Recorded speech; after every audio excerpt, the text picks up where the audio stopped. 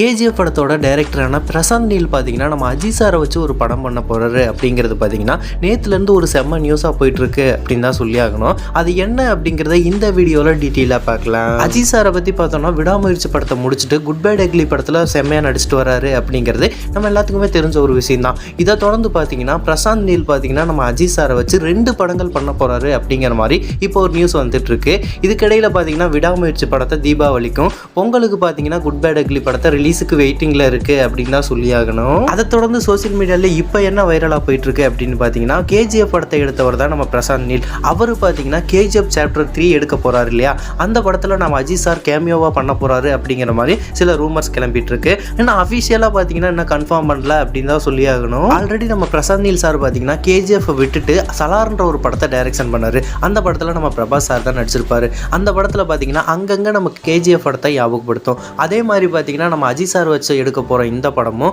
தனிச்சு இருக்கலாம் அப்படிங்கிற மாதிரி இப்போதைக்கு எதிர்பார்க்கப்படுது. அஜித் சார் கூட 2 படங்கள் கமிட் ஆயிருக்காரு அப்படிங்கிற மாதிரி இப்போதைக்கு சொல்லப்படுது. இந்த படங்களை பார்ட் 1 பார்ட் 2 எடுக்க போகிறாரா, இல்லை எல்லாரும் சொல்கிற மாதிரி இது ஒரு கேஜிஎஃப் சாப்டர் 3 கேமியோவாக நடிக்க போகிறாரா அஜித் சார், இல்லை ரெண்டுமே வேறு வேறு கதையா அப்படிங்கிற ஒரு கிளியரான நியூஸ் கிடைக்கல அப்படின்னு தான் சொல்லி ஆகணும். ஓகே நண்பா, ஒருவேளை இந்த கேஜிஎஃப் 3 நம்ம அஜித் சார் நடிச்சா எப்படி இருக்கும் அப்படிங்கிற உங்கள் ஒப்பீனியனை கமெண்ட் பாக்ஸில் கமெண்ட் பண்ணுங்கள். இந்த மாதிரியான அப்டேட்லாம் இருந்துச்சுக்க நம்ம சேனலை லைக் ஷேர் அண்ட் சப்ஸ்கிரைப் பண்ணி வச்சுக்கோங்க.